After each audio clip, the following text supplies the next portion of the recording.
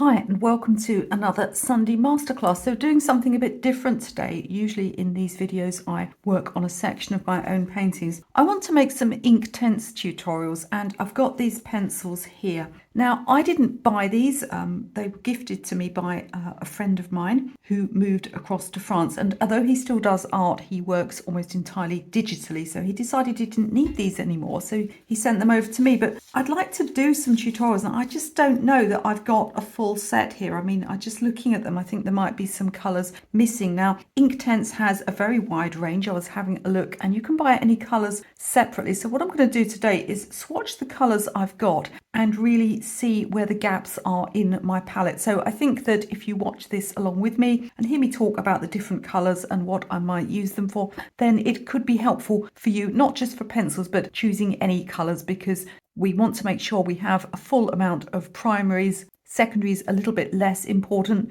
Even pencils like this can be mixed to make new colours. So I'm going to get on and swatch these, but before I do that I really need to give them a sharpen. Some of you asked me what my favourite sharpener is. I actually like this Helix desk sharpener. Now nothing I mentioned today is being sold. There's no affiliate links because quite frankly I can't be bothered. So just watch along and you'll get to see how I swatch my colours and how I decide if I need any more colours.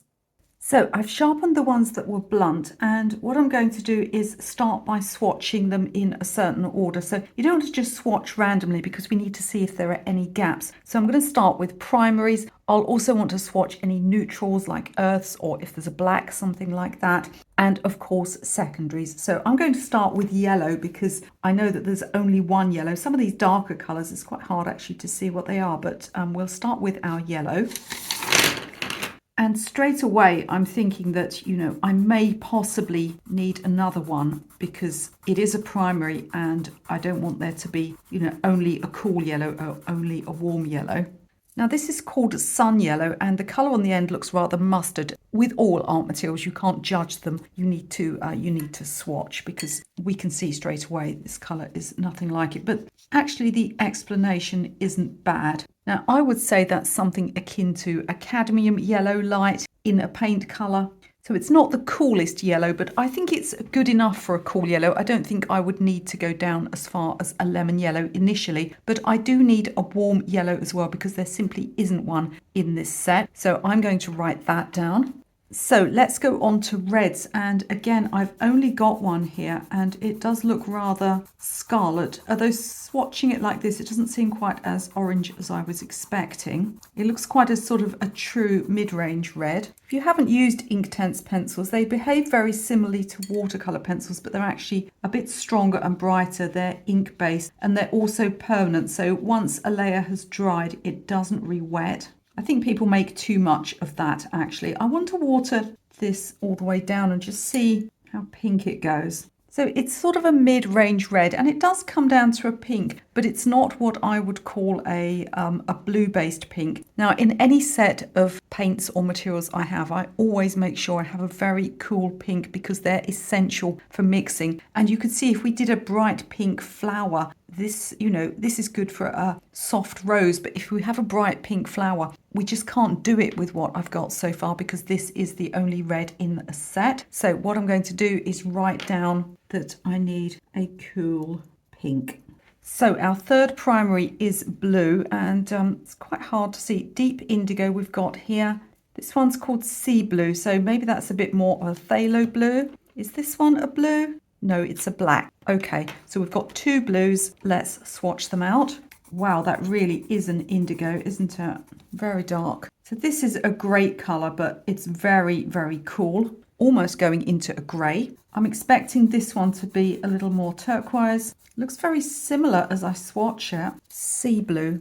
I would think it would be like a phthalo. Let's try it. Yes, so we've got a very cool turquoisey blue here that in a paint set would be a phthalo blue. So what am I missing here? Although I've got this nice dark blue, I'm missing a warm blue. So I want something along the lines of ultramarine or cobalt blue. So I'm going to write down ultramarine. Forgive my very childish writing. When I went to school, they were doing all sorts of experimental stuff like not teaching us to join our letters together and not teaching us grammar.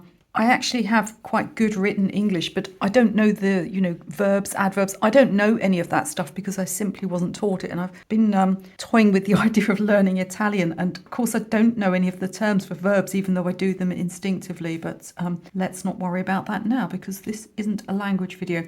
Okay, so let's look at some secondary colours now. I seem to have an awful lot of greens. Let's swatch them. So I'm going to sketch them first. This one is apple green.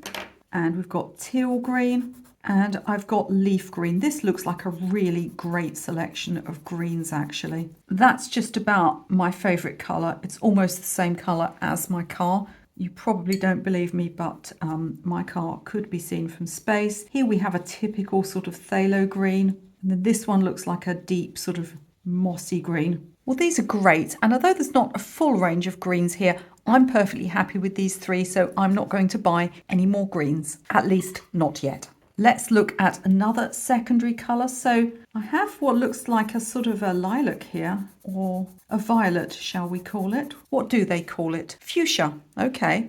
So I would imagine fuchsia to be somewhere between pink and purple. So that's not bad. It could almost swap in for a cool pink, but it does have that tendency towards purple. So I'd be more inclined to buy a cool pink as well. Now, what it isn't is a strong violet. I don't know how much I would really use a violet, but I might just write down. In fact, I'm just going to use the word purple because that will give me a better indication of that idea of a dark, strong purple. Let's put a question mark against that one because I'm not certain if I need it.